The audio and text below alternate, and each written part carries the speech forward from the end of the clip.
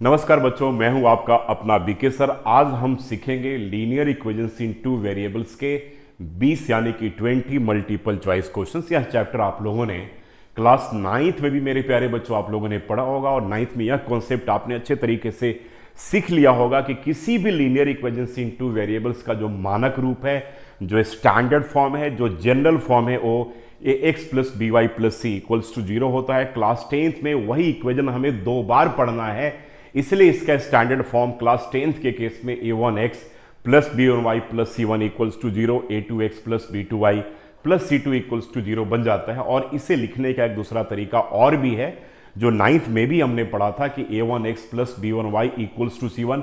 9th में आपने पढ़ा था कि x plus by equals to c, क्योंकि वहां पर एक ही समीकरण यहाँ की वहां पर एक ही इक्वेशन हुआ करता था। 10th में 2 है, इसलिए इसका फॉर्म एक और बन जाएगा a1x plus b1y equals to c1, a2x plus b2y equals to c2, जहां पर a1 b1 c1 a2 b2 c2 ये सब के सब रियल नंबर्स हैं। और ध्यान रखिएगा कि दोनों इक्वेशन में यानी कि दोनों समीकरण में a1 और b1 एक साथ या a2 और b2 एक साथ कभी भी शून्य के बराबर नहीं होंगे। ये मानक रूप था। इस चैप्टर का 9th का कॉन्सेप्ट भी जरूर ध्यान से देख लीजिएगा, क्योंकि वैसे चैप्टर जिसका नाम आपने 9th में पढ़ा और 10th में भी अगर आप पढ़ रहे हैं तो वैसे चैप्टर में MCQ के क्वेश्चंस, खास करके CBSE बोर्ड के पेपर में 9th के क्वेश्चंस भी पिछले अगर हम 2-3 साल के ट्रैक रिकॉर्ड को देखें CBSE बोर्ड का, तो ऐसे क्वेश्चंस पूछे गए हैं। अब आज स्टार्ट करेंगे। टोटल हम 20 क्वेश्चंस आज इस सेक्शन में MCQ का करेंगे और आप विश्वास नहीं करेंगे, लीनियर इक्वेशन में MCQ क्वेश्चन बहुत ही आसान है।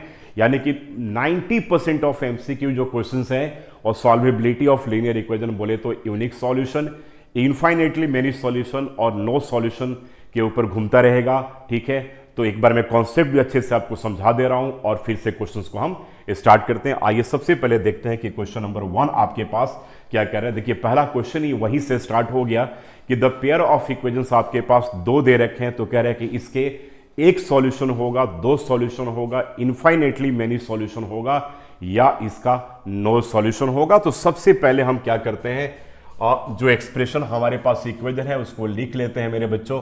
तो 5x minus 15y equals to 8 है और यहां पर 3x minus 9y equals to 24/5 है। तो यहां पर पूछा जा रहा है कि 1 solution, 2 solutions, infinitely many solutions और नो सॉल्यूशन। तो आपको मैं तीनों कंडीशन यहां पर लिख दे रहा हूं कि ठीक है, देख लो जरा ध्यान से। तो पहला जो कंडीशन कहता है कि अगर a1 by a2 not equals to b1 by b2, एक कंडीशन आता है। सेकंड में मेरे बच्चों ये आता है कि a1 by a2 equals to b1 by b2 और equals to c1 by c2 आता है। और बच्चे जो तीसरा जो हमारे पास कंडीशन आता है वो a1 by a2 equals to b1 by b2 और आता है यहाँ पे not equals to c1 by c2। वो टोटल 3 कंडीशन आपके पास आएंगे। पहला कंडीशन के केस में जो सॉल्यूशन होगा मेरे बच्चे वो यूनिक सॉल्यूशन होगा। ध्यान रखिएगा, यूनिक सॉल्यूशन होगा। इसमें जो होगा वो इनफाइनेटली मेनी सॉल्यूशन होगा, ध्यान रखिएगा। और थर्ड के केस में जो होगा वो नो सॉल्यूशन का केस होगा। तो ये 3 कंडीशन याद आ गया। a1 b1 c1 जो आपके तीनों रियल नंबर्स हैं पहले एक्सप्रेशन का, a2 b2 c2 जो दूसरा इक्वेशन है उसके जो आपके दे रखे हैं। जैसे आपका अगर यहां पर a1 का वैल्यू पूछा जाए तो x का कोएफिशिएंट a1 हो गया, b1 माइनस 15 हो गया और c1 बोले तो कांस्टेंट यानी कि 8 का वैल्यू हो गया। a2 की अगर हम बात करें बच्चों तो यहां पर 3 हो गया। b2 की बात करें तो y का कोएफिशिएंट होता है -9 और यहां पर। तो आपको सबसे बेटर तरीका क्या है कि आप इसका एक जनरल फॉर्म को आप जरा ध्यान में रखिएगा कि a1x plus b1y and plus c1 equals to 0 और a2x and plus b2y and plus c2 equals to 0 होता है। तो ये जनरल फॉर्म है। पूरे सम्स में जितने भी क्वेश्चन हैं इसका हम प्रयोग करते रहेंगे और 3 कंडीशन आपको याद करना बहुत जरूरी है इस केस में। इस केस में जो ग्राफ होगा उसे हम कंसिस्टेंट भी कहते हैं। क्या कहेंगे? कंसिस्टेंट कहेंगे। और यहां भी सिंस सॉल्यूशन निकल रहे हैं इनफाइनेटली मेनी, तो यहां भी हम बच्चे इसको हम कहेंगे कंसिस्टेंट कहेंगे। लेकिन यहां पर सॉल्यूशन नहीं निकलेगा इसलिए इसे क्या कहेंगे हम? इनकंसिस्टेंट कहेंगे। तो तीनों केस मैं आपको यहां भी ये बता दिया। पहले वाले केस में मेरे प्यारे बच्चों जो इसका ग्राफ बनेगा वो इंटरसेक्टिंग लाइंस होगा। यानी कि दोनों लाइन एक दूसरे को इंटरसेक्ट कर जाएंगे, ठीक है। जिस पॉइंट पे इंटरसेक्ट करेंगे वही क्या होगा, आपका सॉल्यूशन होगा। दूसरे के केस में एक ग्राफ आप जब बनाओगे तो एक ही लाइन के ऊपर सेकेंड लाइन जो है वो ओवरलैप कर जाएगा, तो इसे हम बहुत बार डिपेंडेंट वर्ड भी कहते हैं, कोइंसिडेंट वर्ड भी कहते हैं, ओवरलैपिंग भी कहते हैं। क्या कंडीशन होगा, a1/a2 equals to b1/b2 not equals to c1/c2। और तीसरे के केस में बच्चे आप याद रखना कि जो ग्राफ होगा that will be parallel line होगा, यानी कि 20 में से 18 क्वेश्चन, टोटल हम 60 क्वेश्चन करेंगे एमसीक्यू का।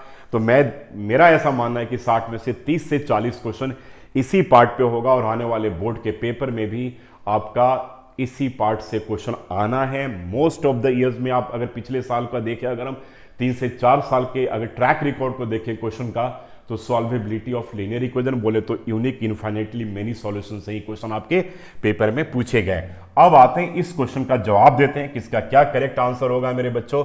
तो एक बात, पेयर ऑफ इक्वेशन, तो सबसे पहले आप यहां पे क्या करो, a1/a2 निकाल लो। तो a1/a2 क्या होगा मेरे बच्चों, 5/3 हो जाएगा।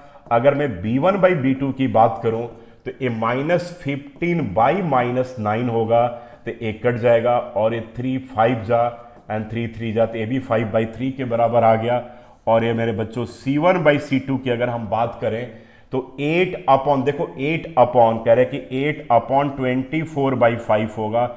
ये 5 जा करके ऊपर चला जाएगा ना, ये 8, ठीक है। 8 अपॉन, यहां पर इसको कैसे, इसको ऐसे कर लेना आप, इसको ना ज्यादा आपके लिए बेटर रहेगा, इसको ऐसे कर लिया करो, 8/1/24/5, तो 8/1 इंटू 5/24, ताकि गलती नहीं हो।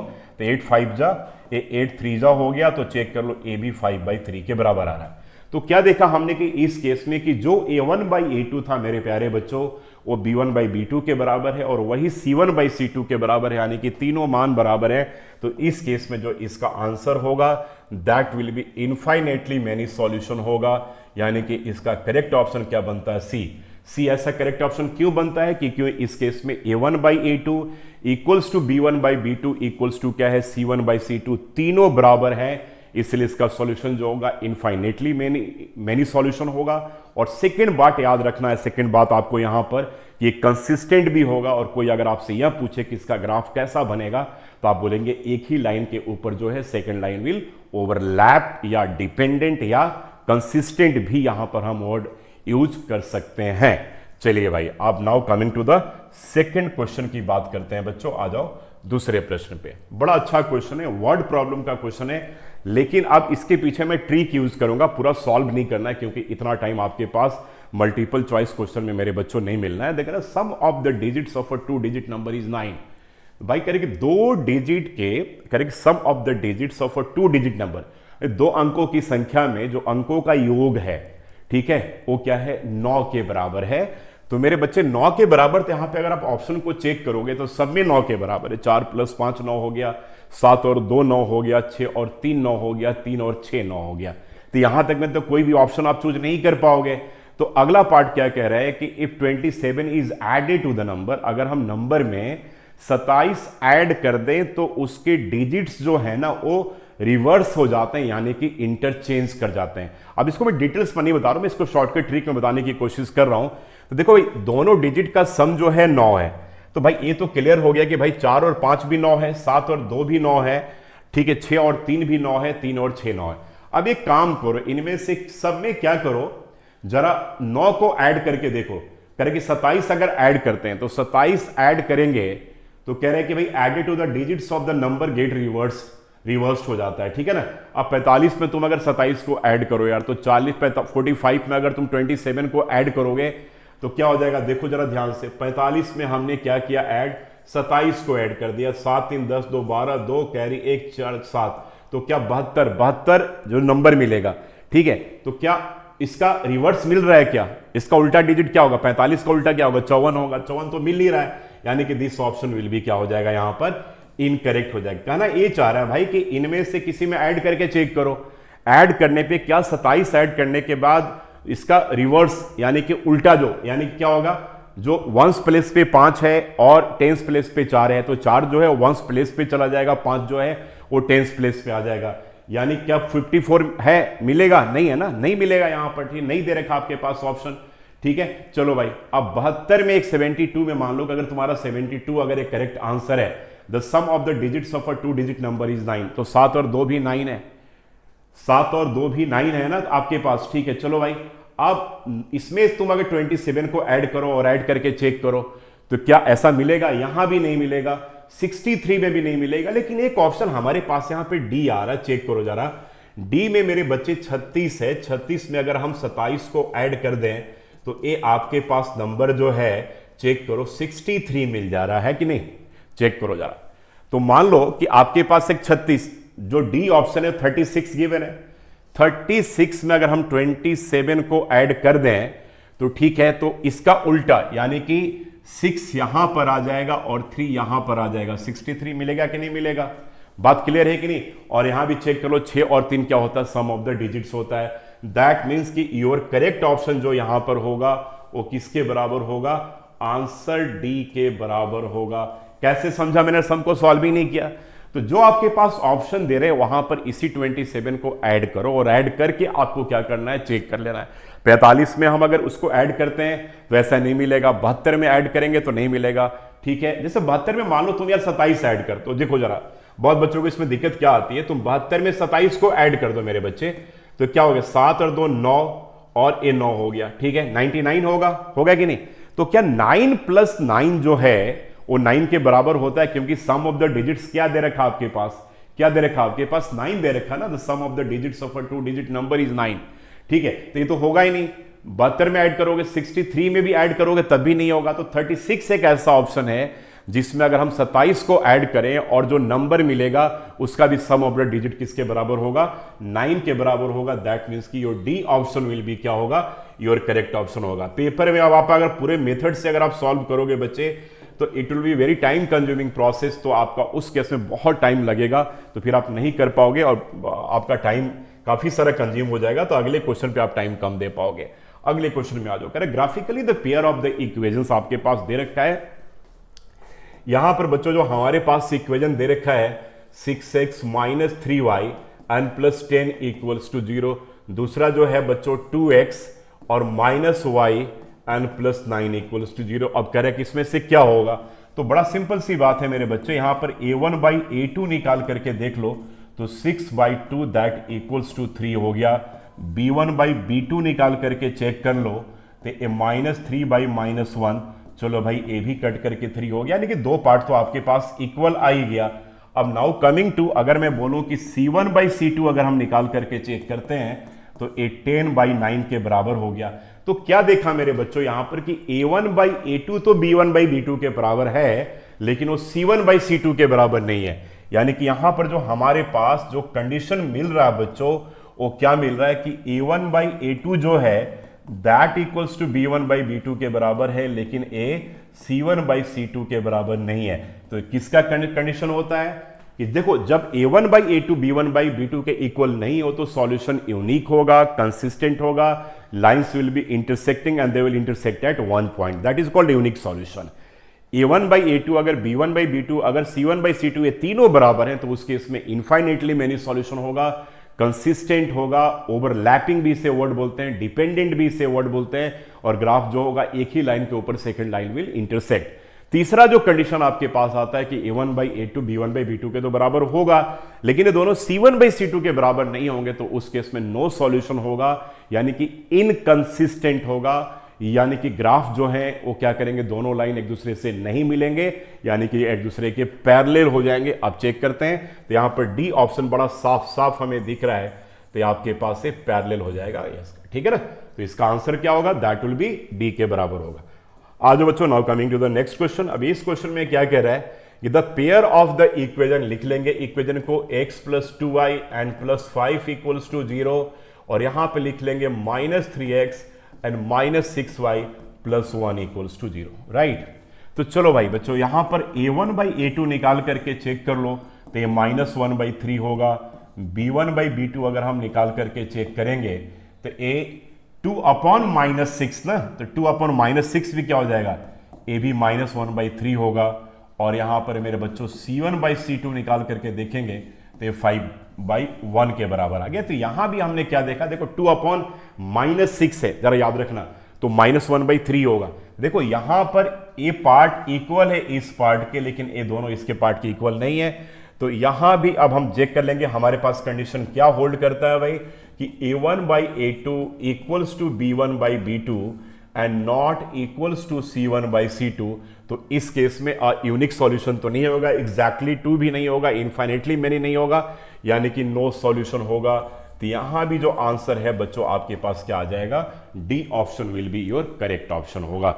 ठीक है, now coming to the next part बेटा, कह रहे कि pair of linear equation is consistent. अब देखो बड़ा अच्छा क्वेश्चन है, अगर कंसिस्टेंट वर्ड यूज किया जाए तो वहां पर दो चीजें याद रखना, a1/a2 not equals to b1/b2 के केस में क्या होगा, कंसिस्टेंट होगा, और a1/a2 equals to b1/b2 equals to c1/c2 जब इनफाइनेटली मेनी सॉल्यूशन होगा तब भी कंसिस्टेंट होगा। ये सीबीएसई बोर्ड के पेपर में पहले आया हुआ क्वेश्चन है। तो कंसिस्टेंट में दो चीजें आपको याद रखनी है, यूनिक सॉल्यूशन का भी और इनफाइनेटली मेनी सॉल्यूशन का भी। तो यहां पर आप चेक कर लेते हैं, कह रहे कि कंसिस्टेंट है, यहां पर देख लो यहां पर, तो कह रहे कि the lines will parallel always coincident intersecting और को इंसिडेंट होगा। तो इस केस में your answer will be c होगा, क्योंकि यूनिक सॉल्यूशन के केस में क्या होता है, लाइंस विल इंटरसेक्ट करते हैं एक दूसरे को, जिस पॉइंट पे इंटरसेक्ट करेंगे वही उसका सॉल्यूशन कहा जाता है। और इनफाइनेटली मेनी सॉल्यूशन जब a1/a2 equals to b1/b2 equals to c1/c2 होता है, तो लाइन एक दूसरे के ऊपर ओवरलैप कर जाता है, जिससे हम डिपेंडेंट, जिससे को इंसिडेंट, ये सब वर्ड जरूर याद रखिएगा, कभी कभी बोर्ड के पेपर में ये वर्ड मेंशन किए हुए रहते हैं। तो उस केस में सिंस सॉल्यूशन निकल रहा है, इनफाइनेटली मेनी सॉल्यूशन है, तो जहां भी सॉल्यूशन निकलेगा वो कंसिस्टेंट होगा। तो दो ही केस में कंसिस्टेंट हो सकता है, या तो यूनिक हो या इनफाइनेटली मेनी हो। नो सॉल्यूशन के केस में दोनों लाइन एक दूसरे के पैरेलल चले जाएंगे, इसलिए वहां पर कंसिस्टेंट वर्ड हम नहीं यूज करेंगे, वहां पर क्या होगा, इनकंसिस्टेंट होगा। तो इस केस का जो आंसर होगा दैट विल बी आपका सी आंसर आपका करेक्ट हो जाएगा। Now coming to the next part, करें the pair of equation y equals to 0। बहुत बढ़िया क्वेश्चन है यार, इसको मैं वेरी इंपॉर्टेंट के कैटेगरी में रखता हूं।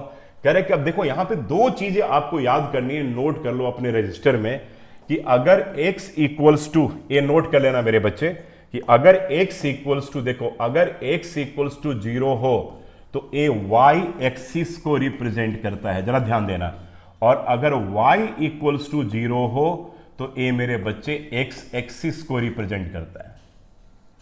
ठीक है, ये बहुत इंपॉर्टेंट है, जरा ध्यान रखना।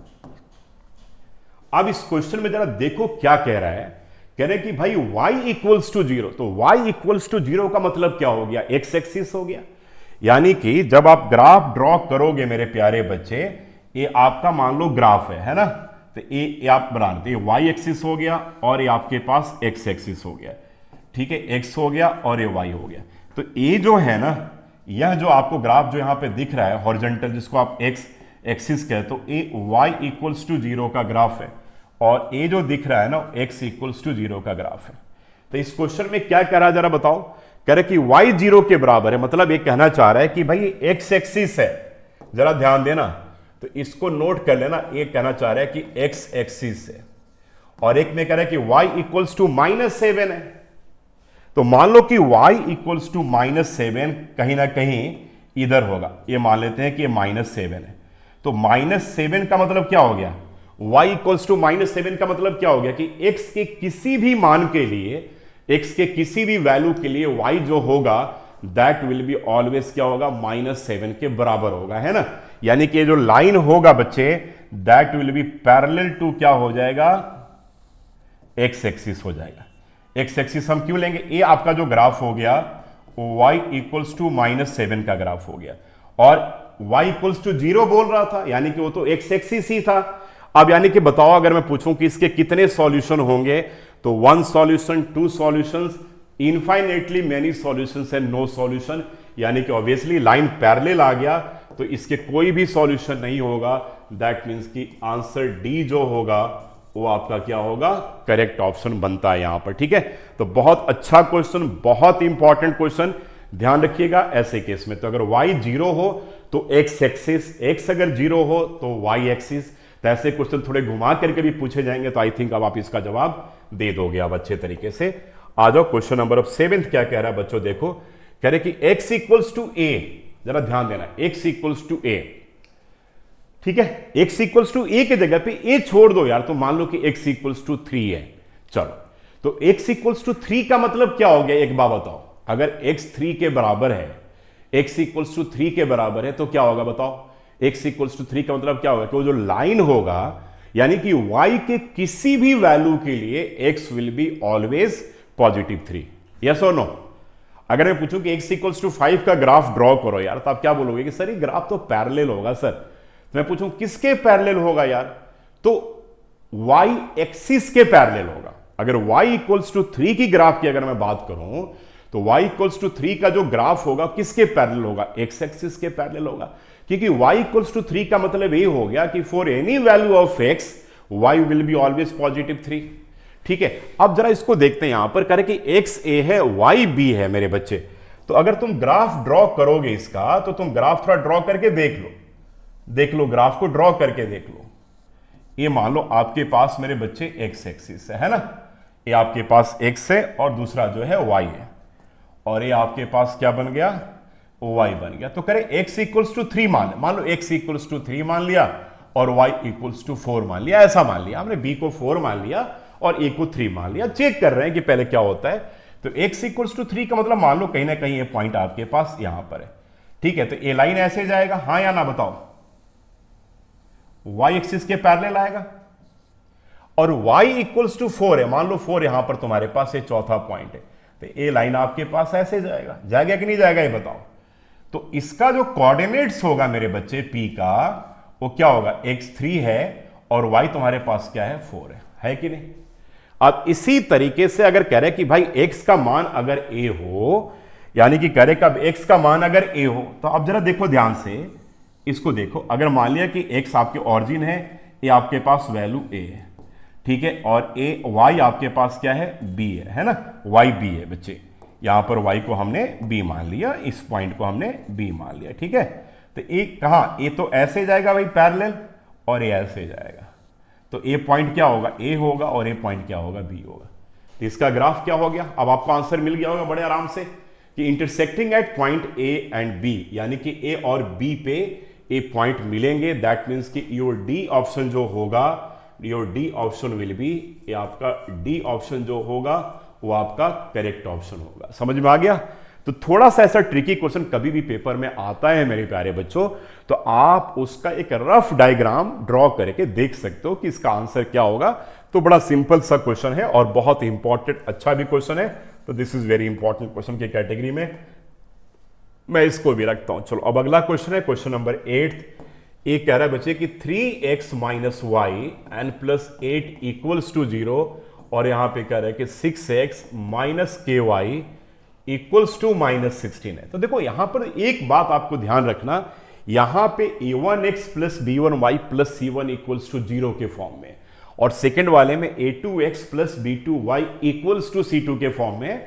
तो जनरली आपको क्या करना चाहिए, दोनों एक्सप्रेशन को आप एक ही जनरल फॉर्म पे रखो, चाहे वो a1x plus b1y equals to c1, a2x plus b2y equals to c2 का फॉर्म हो, या a1x plus b1y plus c1 equals to 0, a2x plus b2y plus c2 equals to 0 के फॉर्म में हो। तो एक काम करते हैं, मैंने दूसरे इक्वेशन को, दूसरा जो इक्वेशन आपके पास दे रखा है, इसको भी पहले वाले फॉर्मेट में मैं लिख दे रहा हूं, 6x माइनस के वाई, और माइनस 16 यहां से लेफ्ट में जाएगा, तो a प्लस 16 इक्वल्स टू क्या हो जाएगा, 0। अब दोनों एक ही फॉर्मेट में हो गया, तो 3x minus y plus 8 equals to 0 और 6x माइनस के वाई प्लस 16 इक्वल्स टू 0। तो अब सबसे पहले अगर k का वैल्यू निकालना है, किसके लिए, आप जरा ध्यान देखना, k का वैल्यू जो बच्चे हमें निकालना है ना, अब देखो यहां पर एक वर्ड है को इंसिडेंट।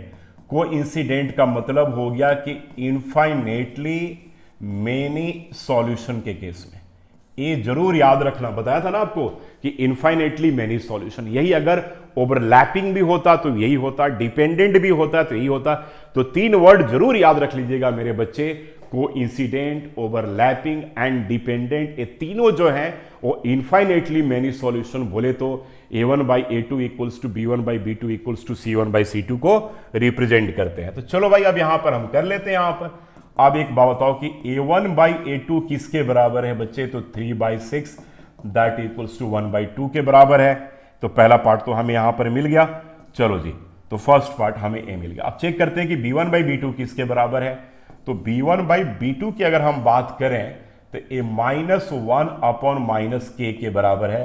तो दैट इक्वल्स टू 1/k के बराबर है। तो ये 1/k के बराबर है। c1 बाई c2 भी चेक करना हमें। तो c1 बाई c2 की अगर हम बात करें तो दैट इक्वल्स टू 8/16 यानी कि 1/2 के बराबर है। चलिए भाई ठीक है। तो अब सिंपल सी बात है, यानी कि ये दोनों a भी 1/2 के बराबर है और a भी 1/2 के बराबर है ना। दोनों 1/2 के बराबर है, b1 बाई b2 1/k के बराबर है। तो एक काम करते हैं यहां पर, अब आपको इनफाइनेटली मेनी सॉल्यूशंस के लिए आपको कंडीशन क्या याद है बताओ जरा। यहां पे मैं हटा रहा हूं, यहीं पे लिखूंगा। इनफाइनेटली मेनी सॉल्यूशन के लिए कंडीशन है हमारे पास कि a1 by a2 equals to b1 by b2 and equals to c1 by c2। तो a1 बाई a2 तो बच्चे 1/2 आ गया, b1 बाई b2 1/k आ गया और c1 बाई c2 भी 1/2। तो किसी को आप इसको इससे कंपेयर कर लो, तो यानी कि कंपेयर जब इसको करोगे 1/k इक्वल्स टू 1/2 तो दैट इज k का मान क्या हो जाएगा? 2 के बराबर हो जाएगा। यानी कि your correct option will be क्या होगा? 2। तो positive 2 that is your option number c जो होगा वो आपका क्या होगा? करेक्ट ऑप्शन होगा। ठीक है ना। तो इनफाइनेटली मेनी सॉल्यूशन के लिए यहां पे वर्ड जो ध्यान में रखना है वो हमें कोइंसिडेंट वर्ड को ध्यान में रखना है। Now coming to the next question. अब आपके पास कह रहे कि 3x, देखो अब यहां भी दो इक्वेशन आपके पास दे रखे हैं, दोनों का फॉर्मेट अलग अलग है, तो इसको हम एक ही फॉर्म में पहले चेंज करेंगे। तो पहला जो आपके पास है कह रहे हैं कि 3x and plus 2ky -2 equals to 0 और दूसरा जो है 2x and plus 5y and plus plus 1 equals to 0। अब पैरेलल का कंडीशन है, जरा ध्यान से देखो यहां पर। अब ये सारे वर्ड काम वाले वर्ड है, पैरेलल है। तो पैरेलल में क्या कंडीशन होता है? a1 by a2 equals to b1 by b2 and not equals to क्या होता है? c1 बाई c2 के बराबर होता है। अब यहां पे सारे वैल्यूज को हम निकालेंगे। सबसे पहले हम निकालेंगे a1 बाई a2, तो a 3/2 आ गया मेरे बच्चे। फिर b1 बाई b2 तो a आ जाएगा 2k बाई 5 आ जाएगा। फिर अगर हम निकालेंगे c1 बाई c2 तो a आ जाएगा -2/1 के बराबर हो जाएगा। ठीक है, चलो अब आगे देखो कह रहे k का वैल्यू निकालना है। तो अब हम लिखेंगे कि a1 by a2 equals to b1 by b2 and not equals to c1 by c2। तो a1 बाई a2 किसके बराबर है बच्चों? 3/2 के बराबर।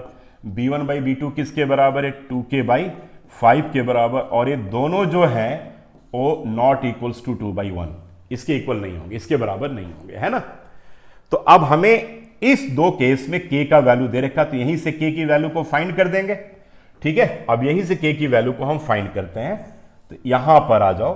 अब यहां पर जब k का वैल्यू फाइंड करोगे तो क्या करो? क्रॉस मल्टीप्लाई करोगे तो a आ जाएगा 4k इक्वल्स टू 15 आ जाएगा और k इक्वल्स टू 15/4 हो जाएगा। यानी कि k का मान जो है वो 15/4 हो जाएगा। दैट मीन्स कि योर c जो है आपका आंसर c, यानी कि ऑप्शन c जो होगा that will be your correct option होगा। यानी कि k जो होगा वो क्या होगा? किसके बराबर होगा? 15/4 के बराबर होगा। बाद में अगर आप चाहते हो तो चेक करके भी दिखा सकते हो। देखो पहला दोनों पार्ट तो इक्वल ही है। अब चेक कर लो c1 बाई c2 में, भाई ये जो 15/4 के बराबर, अब जैसे आपने यहां पे k की वैल्यू रखा तो ये 3/2 के बराबर हो जाएगा, चेक कर लेना।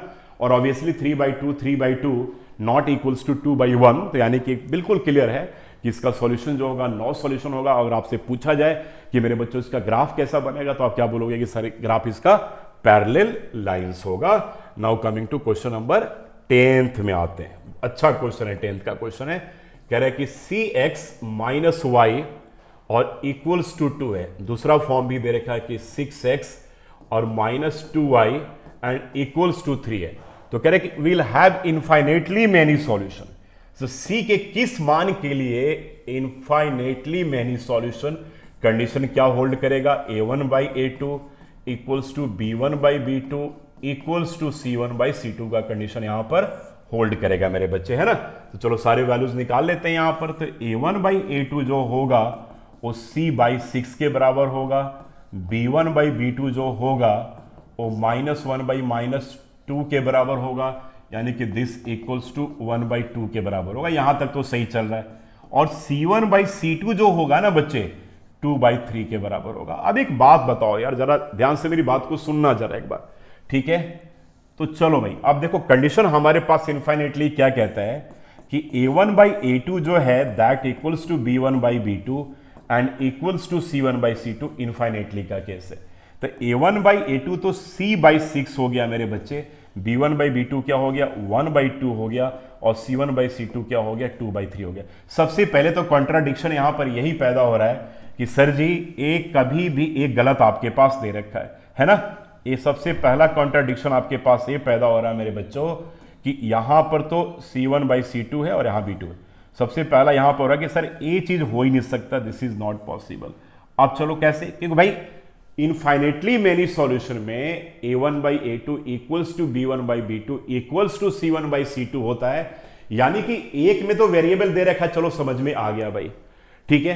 तो भाई लेकिन ये दोनों कभी भी अनइक्वल नहीं होंगे ना इनफाइनेटली मेनी सॉल्यूशन के केस में। तो यानी कि सबसे पहले तो आंसर ऐसे ही पता चल गया यार कि इसमें कोई वैल्यू नहीं आने वाला, यानी कि नो वैल्यू, दैट मीन्स की नो वैल्यू आपके पास आंसर डी जो होगा that will be your correct option होगा। अगर आपको लगता है कि नहीं भाई इसको हम सॉल्व करके भी देखें, तो तुम देखो एक बात बताओ ना, तुम ये सबसे पहले तो मैंने कॉन्ट्राडिक्शन आपको यहीं पर पैदा कर दिया, ठीक है भाई, कि ये चीज तो पॉसिबल ही नहीं है, क्योंकि इनफाइनेटली मेनी सॉल्यूशन में दोनों पार्ट बराबर होने चाहिए। भाई यहां तो सी है, सी कोई वेरिएबल है, निकालेंगे तो हो सकता है बराबर आ जाए। अब एक बात बताओ, अगर तुम मान लो इसको तुम निकालते भी हो, अगर तुम निकालते भी हो, अपनी ताकत लगा देते हो, तो आप क्या करोगे बताओ जरा, इसको क्या करोगे? एक बार c/6 को 1/2 के बराबर करोगे, यही करोगे ना। अगर अपना ताकत लगाते भी हो तो c/6 1/2 के बराबर करोगे, तो यानी कि 2c क्या हो गया 6 के बराबर, c क्या हो गया 3 के बराबर, ऐसा आ जाएगा। अब फिर तुम क्या करोगे, c/6 को तुम 2/3 के बराबर करोगे, तो अब यहां भी क्या आएगा, ठीक है, 3c इक्वल्स टू क्या आएगा 12 आएगा, और c का वैल्यू क्या आएगा 4 आएगा। देखो c के दो वैल्यू आ रहे हैं कि नहीं यहां पर, ठीक है। यानी कि इसमें जो आंसर होगा that will be no value, कोई भी वैल्यू नहीं होगा। So your correct option will be क्या होगा यहां पर, डी जो होगा मेरे बच्चे आपका करेक्ट ऑप्शन आपका बनता है इस केस में। तो बढ़िया क्वेश्चन था, ठीक है। तो ऐसा नहीं कि एकदम फटाफट मार दिए देख करके आंसर, तो थोड़ा सा सम को समझना भी आपको पड़ेगा। आइए अब आते हैं क्वेश्चन नंबर 11 की बात करते हैं। 11th क्वेश्चन देखते हैं क्या है। करें one equation of a pair of dependent linear. देखो अब यहां पर वर्ड भी क्या यूज हो रहा है, डिपेंडेंट।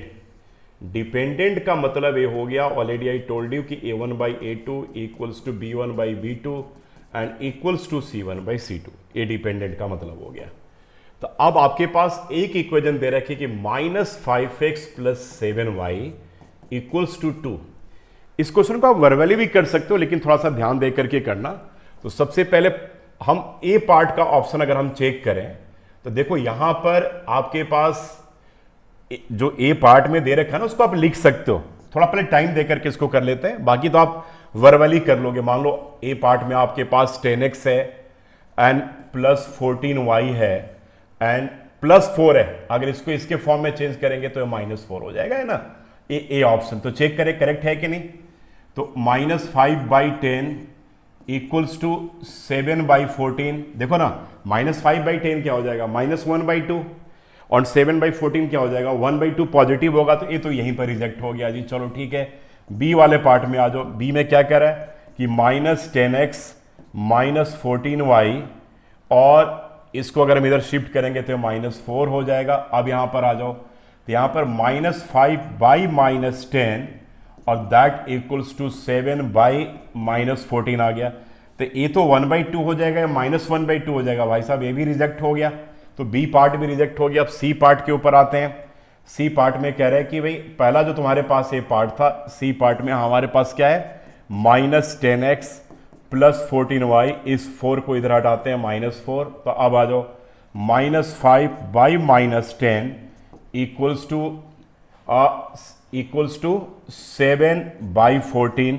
चलो भाई यहां तक तो करेक्ट जा रहा है, 1/2 1/2। अब चेक करते हैं कि दैट इक्वल्स टू 2/-4, यानी कि अब a बराबर नहीं होगा क्योंकि a तो 1/2 है, a भी 1/2 है, लेकिन ये -1/2 है तो नॉट इक्वल्स टू हो गया ना। दैट मीन्स कि पता चल गया क्लियर साफ साफ कि योर डी ऑप्शन जो है, यानी कि your D option will be क्या होगा, आपका करेक्ट ऑप्शन होगा, क्योंकि 3 ऑप्शन ऑलरेडी रिजेक्ट हो चुका। अब डी में तुम चेक कर सकते हो कि डिपेंडेंट के लिए a1/a2 equals to b1/b2 equals to c1/c2 होगा। चलिए नेक्स्ट क्वेश्चन।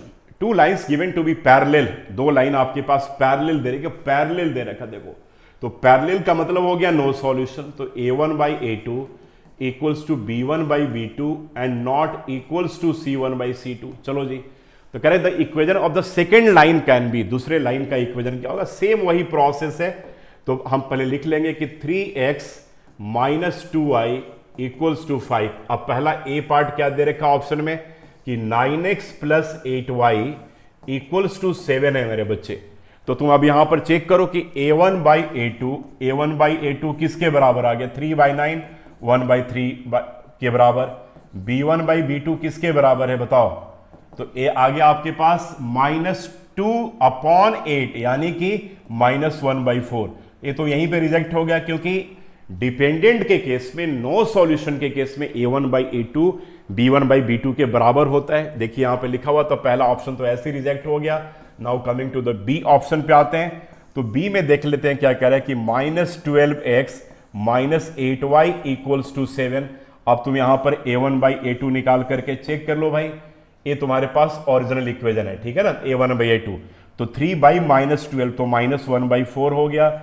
b1/b2 निकाल करके चेक कर लो, -2/-8 तो ये आपके पास 1/4 हो गया क्योंकि साइन कटेगा। तो लो भाई यहां पर -1/4 1/4 के इक्वल नहीं है, तो ए भी रिजेक्ट हो गया। 2 पार्ट रिजेक्ट हो गया कि नहीं। नाउ कमिंग टू द, अगर हम थर्ड पार्ट की बात करें तो थर्ड पार्ट में देख लो, थर्ड पार्ट क्या कह रहा है, सी पार्ट में कह रहा है कि -12x and +8y equals to 7। अब चेक करो इस वाले इक्वेशन से, 3/-12 तो इस केस में a1/a2 का जो वैल्यू होगा बच्चों, a1/a2 3/-12 करोगे तो -1/4 होगा। b1/b2 का वैल्यू चेक कर लो, क्या कह रहा है कि -2/8 करोगे, -2/8 करोगे तो ए भी -1/4 होगा, बिल्कुल परफेक्ट है। एंड c1/c2 के करोगे तो c1/c2 चेक कर लो, ये आपके पास 5/7 के बराबर आएगा। तो यस, यानी कि हमें साफ साफ यहां पर आंसर दिख रहा है कि भाई सी वाले केस में जो सी का आंसर है, सी ऑप्शन जो है, यानी कि आंसर सी जो होगा करेक्ट होगा, क्योंकि इस केस में इस कंडीशन को सेटिस्फाई करता है जहां पर a1/a2 -1/4 है, b1/b2 भी -1/4 है और c1/c2 इन दोनों के बराबर, यानी कि a1/a2 b1/b2 के बराबर नहीं है। तो इस केस में यहां पर क्या होगा, लाइंस विल बी पैरेलल होगा। तो इसका जो करेक्ट ऑप्शन होगा that will be your c option will be your correct option होगा। तो निकाल करके चेक करना है। Coming to the 13th question.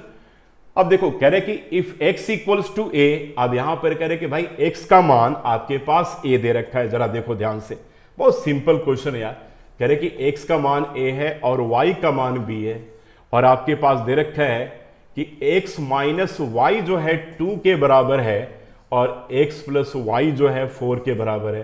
तो यार कह रहे कि a प्लस, ठीक है, तो then values of a and b, ठीक है, यहां पर ए करेक्शन कर लीजिएगा, ए एंड बी है, then the values of a and b का वैल्यू क्या होगा, यह क्वेश्चन में पूछा जा रहा है। तो बड़ा सिंपल यार, इसको हम यहीं पर सॉल्व कर देंगे फटाफट, ये दोनों ऐसे कट गया। तो 2x = 6 हो गया, x = 3 हो गया। अब चेक करो, एक तो 3 है, एक तो 3 हो गया आपका, चलो ठीक है, एक आपका x का वैल्यू 3 हो गया, और y जब निकालोगे तो 4 - 3 1 करोगे, तो यानी कि 3 एंड 1 का जो ऑप्शन होगा, पॉजिटिव 1 का ऑप्शन आपका करेक्ट होगा, यानी कि आंसर सी जो है वो आपका करेक्ट ऑप्शन बनता है यहां पर, ठीक है ना। चलिए नेक्स्ट क्वेश्चन आ जाए, क्वेश्चन नंबर 14 में। यहां पर कह रहा है कि Aruna has only ₹1 and 2 coins with her. Aruna के पास केवल 1 रुपए वाले और 2 रुपए वाले coins, the total number of coins that she has is 50। यानी कह रहे कि भाई टोटल जो कॉइन्स है ना वो 50 है। तो मान लिया कि भाई 1 रुपए वाला क्वाइन x है और 2 रुपए वाला क्वाइन y है, दोनों को मिलाकर के 50 है। डिटेल्स में लिखना नहीं है, एमसीक्यू क्वेश्चन है, शॉर्ट में ही करना है। और if the total number of coins कर and the amount of money with her, यानी 1 रुपए वाले क्वाइन की वैल्यू कितनी होगी, 1x होगी, है ना। और 2 रुपए वाले क्वाइन की वैल्यू कितनी होगी, 2y होगी। अब मिलाकर कितने हैं, इसके पास 75 है। समझने का इसको अच्छा तरीका यह है कि मान लो आपके पास 5 रुपए और 10 रुपए वाले क्वाइंस जो हैं, दोनों का टोटल नंबर आपके पास अगर 100 है, तो भाई मान लिया कि x वाला जो क्वाइंस है, ठीक है, देखो मैं बता रहा हूं, 5 रुपए वाले क्वाइंस का नंबर हमने x मान लिया और 10 रुपए वाले क्वाइंस का नंबर हमने y मान लिया, तो x प्लस वाई 100 है। लेकिन अगर पूछा जाए कि 5 रुपए वाले क्वाइंस की वैल्यू कितनी होगी, तो क्या बोलोगे, 5x बोलोगे। 10 रुपए वाले क्वाइन की वैल्यू कितनी होगी, तो क्या बोलोगे, 10y बोलोगे। तो अभी भी आपको समझ में नहीं आया। तो मान लो कि 5 रुपए के आपके पास 20 क्वाइन है, तो मैं पूछूं कि उसकी वैल्यू कितनी होगी, तो क्या बोलोगे, 100 रुपए होगी सर। तो 100 रुपए आपने निकाला कैसे, तो 5 × 20 किया। 10 रुपए वाले क्वाइंस का नंबर अगर आपके पास 15 है, तो उसकी वैल्यू कितनी होगी, 150 रुपए होगी। तो मैंने बोला कैसे किया भाई, तो आप क्या बोलोगे, 10 को 15 से मल्टीप्लाई आपने किया। सेम वही काम यहां पर हम कर रहे हैं। वो 1 रुपए वाले क्वाइन को x मान लिया, 2 रुपए वाले क्वाइन को y मान लिया और दोनों मिलाकर के 50 दे रखा है ना। अब वैल्यू ऑफ 1 रुपी क्वाइंस जो होगा दैट विल बी क्या होगा, 1x हो जाएगा। 2 रुपी क्वाइंस का वैल्यू क्या हो जाएगा, 2y हो जाएगा। तो आपके पास ये दो, मेरे बच्चों यहां पर दो आपके पास इक्वेशन मिल जाएंगे। तो यहां पर सिंपल है कि x निकाल लोगे पहले वाले में से, तो 50 माइनस y बनेगा। अब इस x के जगह पे 50 minus y and plus 2y equals to 75 कर दोगे, तो 50 प्लस y इक्वल्स टू 75 हो जाएगा। यानी कि y का वैल्यू क्या हो गया, 25 हो गया, हुआ कि नहीं।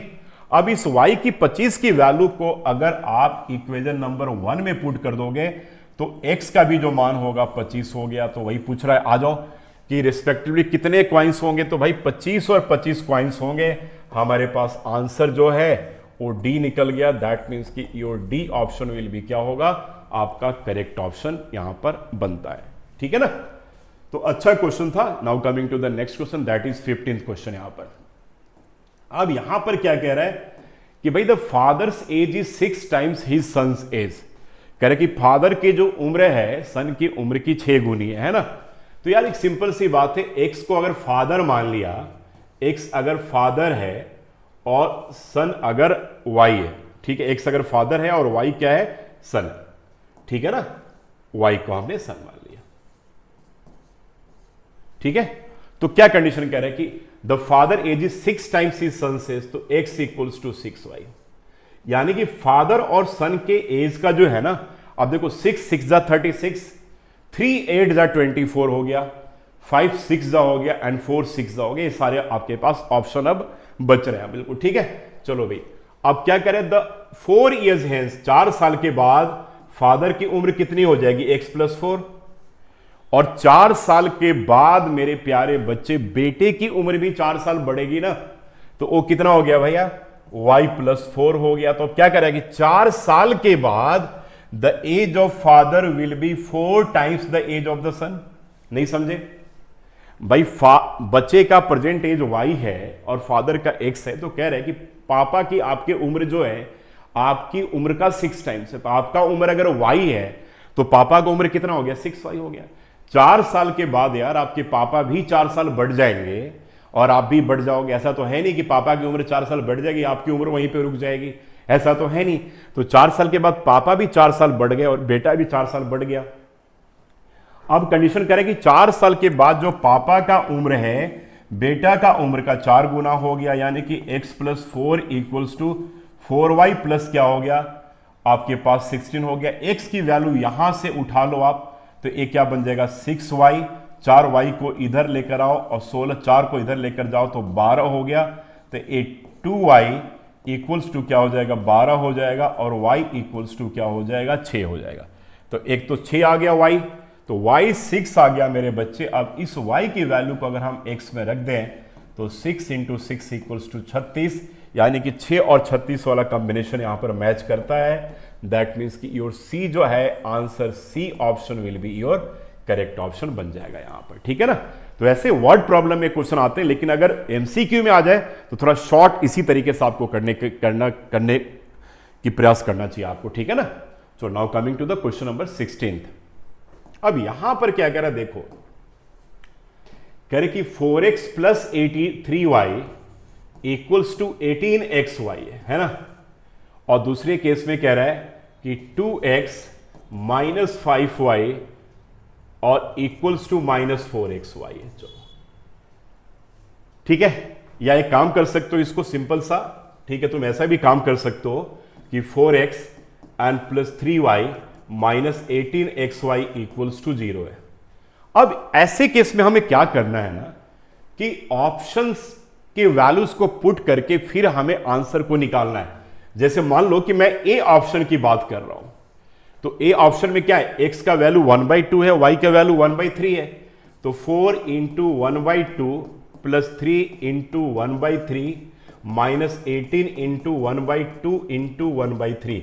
चेक करते हैं 0 के बराबर आएगा क्या, तो 2 2 जा 4 हो गया, 3 से 1 कट गया तो 2 हो गया, और ए 1 हो गया, और ए माइनस 3 हो गया। चेक करो, यस 0 है, यानी कि भाई पता चल रहा है कि ए ऑप्शन तो यहां पर करेक्ट हमें दिख रहा है ना, ए ऑप्शन करेक्ट दिख रहा है, लेकिन इसको हम लोगों ने कहां पर पुट किया, पहले इक्वेशन में। दूसरे में भी पुट करके चेक कर लेते हैं भाई, बी ऑप्शन में क्या कह रहा है, बी ऑप्शन में कह रहा है कि 2x minus 5y and plus 4xy। Check करते हैं क्या 0 के बराबर आता है, तो चलो भैया 2 और x के जगह पे 1/2 है माइनस 5, और y के जगह पे 1/3 है प्लस 4, और इंटू 1/2 इंटू 1/3 है, तो ये तो कट जाएगा बच्चे, तो 1 बचेगा, माइनस 5/3 बचेगा, और ये 2 2 जा 4 बच गया, एन प्लस क्या बचेगा 2/3 बचेगा।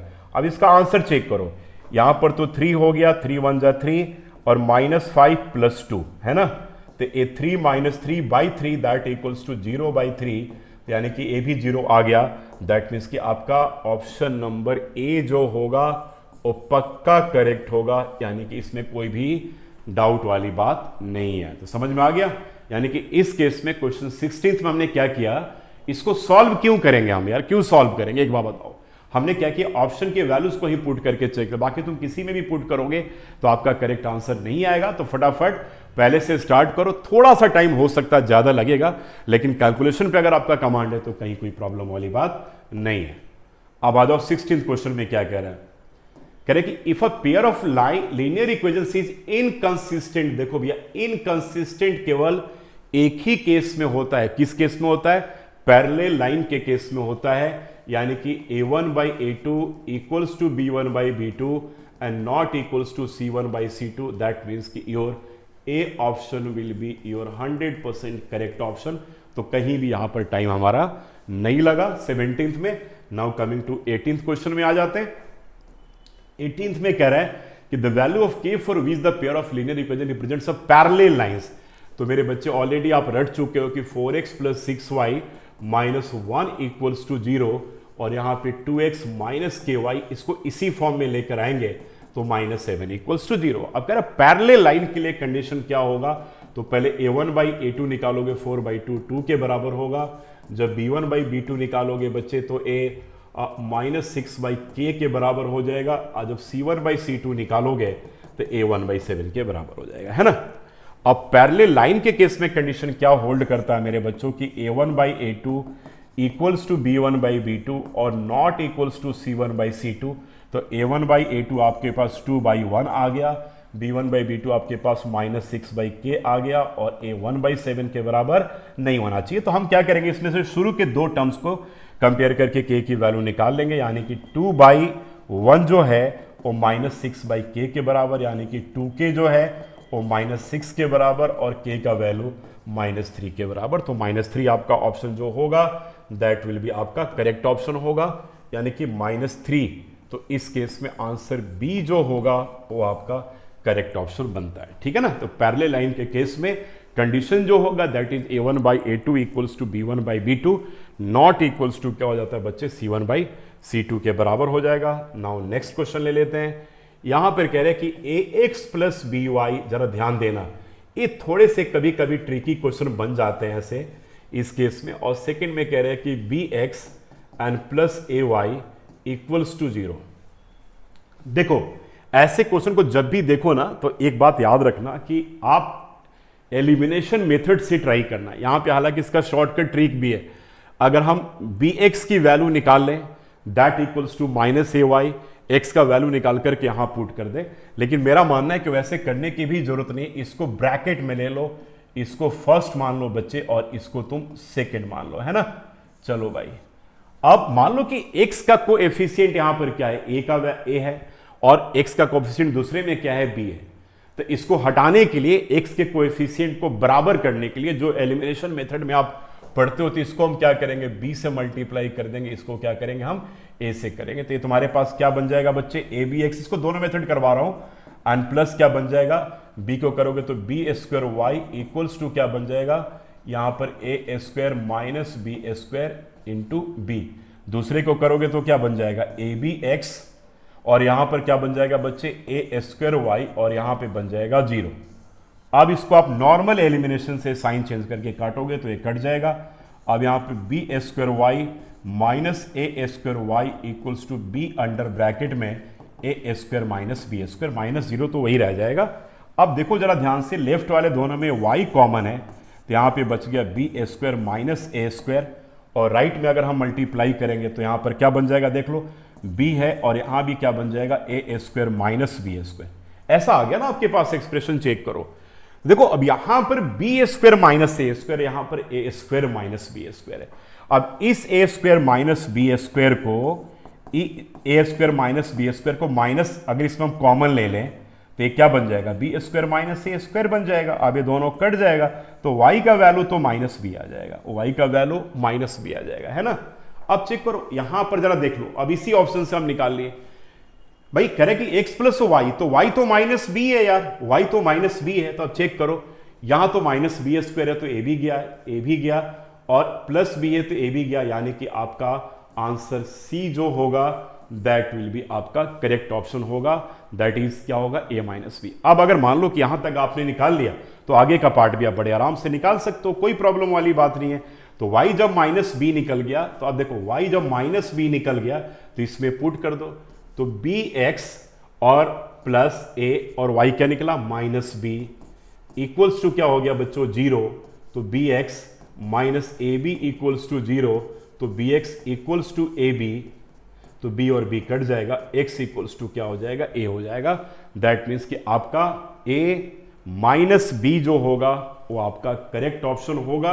तो इस केस में जो आपका आंसर आएगा वो सी आंसर जो होगा that will be your correct option, आपका यहां पर आता है। अब आ जाते नेक्स्ट पार्ट को देख लेते हैं। बहुत बढ़िया क्वेश्चन है नेक्स्ट वाला क्वेश्चन जो है, that is 32x and plus 33y equals to 34, और ए 33x and plus 32y equals to 31। ए सीबीएसई बोर्ड में बहुत बार एक क्वेश्चन आया हुआ है और 3 मार्कर सेक्शन में आया हुआ है, तो this is a very important question. इसको करने का तरीका क्या है बच्चों, जरा देखो, मैं एक बार सिंपल तरीका आपको समझा रहा हूं कि डायगोनली टर्म्स इक्वल होते हैं। देखो ऐसे इक्वल है और यहां भी चेक करोगे तो ए वाला पार्ट इक्वल है। तो इस केस में हम क्या करते हैं ना कि एक बार इसी इक्वेशन को ऐड करते हैं और एक बार सबट्रैक्ट करते हैं। तो पहले थोड़ा मेथड भी आपको मैं बता दे रहा हूं। तो जब इसको आप ऐड करोगे, बाकी शॉर्टकट ट्रिक भी बताऊंगा अभी, ऐड करोगे 30 30 60 और 65x एंड प्लस 65y और 60 और 65 हो गया। 65 कॉमन ले लोगे तो मेरे बच्चे x प्लस वाई आपके पास 1 के बराबर हो जाएगा, है ना। x प्लस वाई 1 के बराबर हो जाएगा। अब हमने एक पार्ट तो निकाल लिया, यहां से भी ऑप्शन को ढूंढ सकते हैं भाई, x प्लस वाई, तो -1 प्लस 2 1 के बराबर है, -1 प्लस 4 1 के बराबर नहीं है, और 1 -2 -1 के बराबर ये भी नहीं होगा, -1, यानी कि देखने से फटाफट पता चल गया कि यार इसका ऑप्शन जो आएगा ना वो यही ऑप्शन करेक्ट होगा, ए ऑप्शन। इसको हम रिजेक्ट कर देंगे पहले कंडीशन से, दूसरा को भी, तीसरा भी रिजेक्ट हो जाएगा। पहला बात तो ये हो गया। करने का तरीका इसका मैं समझा दे रहा हूं। अब एक बार इसको हम क्या करते हैं, सबट्रैक्ट कर लेते हैं। सबट्रैक्ट करोगे तो 32 से 33 गया तो क्या बोलोगे बच्चे, -x बोलोगे, तो ए -x 33 से 32 जाएगा तो ए y हो जाएगा, और 34 से 31 माइनस हो गया तो ये आपके पास 3 हो गया, यानी कि -x ये आपके पास -x plus y equals to 3 हो गया। 2 इक्वेशन आपके पास आ गए, चेक करो। सबट्रैक्टिंग में क्या करोगे, 32 - 33 तो -x हो जाएगा एंड +y हो जाएगा। 34 से 31 को माइनस करोगे तो +3 हो जाएगा।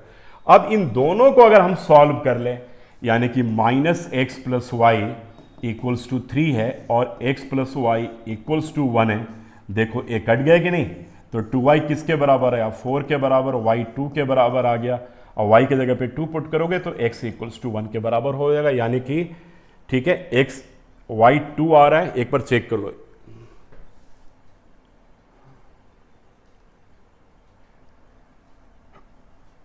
एक बार कंडीशन को जरा चेक करते हैं यहां पर। तो यहां पर y का वैल्यू क्या आ गया, 2 आ गया। अब इस y की वैल्यू को आप क्या करोगे बच्चों, आप अगर किसी भी इक्वेशन में पुट कर लो, फर्स्ट में या सेकंड में, जहां भी पुट करोगे तो आपके पास आ जाएगा y = 2 आ गया। अब इस वैल्यू को कहां पुट करना है, यहां पुट कर लो, ज्यादा बेटर है। तो x + y = 1, यहां पर x + 2 = 1, तो x = क्या हो जाएगा, -1 के बराबर हो जाएगा। तो x - 1 y 2 आपका करेक्ट आंसर हो गया। अब इसको करने का एक और भी तरीका हो सकता है कि आप डायरेक्टली क्या करो, इन वैल्यूज को इसमें पुट करके चेक कर लो। जैसे मान लो कि आपके पास 32x एंड +33y = 34 है। पहले ऑप्शन को पुट कर दिया, तो 32 को क्या किया, -1 एंड प्लस क्या हो जाएगा 33, y को 2, तो चेक करते हैं। तो ये हो गया -32 एंड 33 टू क्या हो गया 66, चेक कर लो 34 के बराबर है। तो इस तरीके से भी हम ऑप्शन को निकाल सकते हैं। हालांकि दोनों में पुट करना पड़ेगा, पुट करके भी आप करेक्ट ऑप्शन को फाइंड कर सकते हो। तो आपने क्या देखा, आज के 20 क्वेश्चन में हम लोगों ने क्या देखा कि मैक्सिमम जो क्वेश्चंस हैं unique solution, infinitely many solution और नो सॉल्यूशन के अराउंड जो है वो रिवॉल्व हो रहा था। और इस तीनों का बड़ा सिंपल सा एक फॉर्मूला है, याद रखिएगा कि किसी भी लीनियर इक्वेशंस इन टू वेरिएबल्स का जो जनरल फॉर्म होगा मेरे प्यारे बच्चों, वो a1x + b1y + c1 = 0, a2x + b2y + c2 = 0। और यहां पे 3 कंडीशन होल्ड करेंगे यूनिक सॉल्यूशन के केस में, a1/a2 not equals to b1/b2, और कंसिस्टेंट होगा, और ग्राफ जो बनेंगे both lines will intersect each other. सबसे ज्यादा प्रश्न यूनिक सॉल्यूशन से ही क्वेश्चन में पूछा जाता है। अगर आपके पेपर में ग्राफ भी आएगा तो यूनिक सॉल्यूशन से ही 99.9% चांस है कि यूनिक से आएगा। तो कंसिस्टेंट भी हो गया, कंडीशन आप सबको अच्छे तरीके से याद हो गया। इनफाइनाइटली मेनी सॉल्यूशन के केस में a1/a2 = b1/b2 = c1/c2 होगा। ग्राफ जो होगा एक दूसरे को ओवरलैप कर जाएगा, यानी कि कोइंसिडेंट हो जाएगा, यानी कि डिपेंडेंट हो जाएगा। और अच्छे तरीके से आपको अब इसके बारे में भी पता चल गया, ठीक है। इसका ग्राफ यूजुअली पेपर में नहीं पूछा जाता है, केवल k का वैल्यू या a और b का वैल्यू, m या n का वैल्यू इनफाइनाइटली मेनी सॉल्यूशन से पूछे जाते हैं। तीसरा जो कंडीशन हो गया नो सॉल्यूशन का है, इसका कैसे a1/a2 = b1/b2 not equals to c1/c2 है। और इस केस में सिंस सॉल्यूशन नहीं निकलेगा, इससे हम इनकंसिस्टेंट कहेंगे, ध्यान रखिएगा। और ग्राफ जो होगा दोनों लाइन एक दूसरे के पैरेलल हो जाएंगे, यानी कि कोई भी सॉल्यूशन नहीं निकलना है। लास्ट में याद यह रखना है कि कंसिस्टेंट के केस में 2 कंडीशन होल्ड करता है, यूनिक सॉल्यूशन का भी कंडीशन होल्ड करता है और इनफाइनाइटली मेनी सॉल्यूशन का भी करता है। कोई भी पॉइंट अगर x एक्सिस के ऊपर हो मेरे बच्चों, तो उसका जो कोऑर्डिनेट्स होगा x, 0 होगा। और कोई पॉइंट अगर y एक्सिस के ऊपर हो तो उसका कोऑर्डिनेट्स क्या होगा, 0, y होगा। अगर y = 0 दे रखा हो तो याद रखिएगा x एक्सिस के बारे में कहा जा रहा है। अगर x = 0 दे रखा है तो वह आपके लिए y एक्सिस के बारे में कहा जा रहा है। यह आज का रहा। आगे अभी और 40 क्वेश्चन करेंगे, तो 40 क्वेश्चन करते करते बहुत स्ट्रांगली कमांड आपका इस टॉपिक के ऊपर हो जाएगा। और यहां पर केवल आप MCQ नहीं कर रहे हो, बल्कि आप 2-3 मार्कर क्वेश्चंस की भी आप तैयारी कर रहे हो। Thank you so much and God bless you.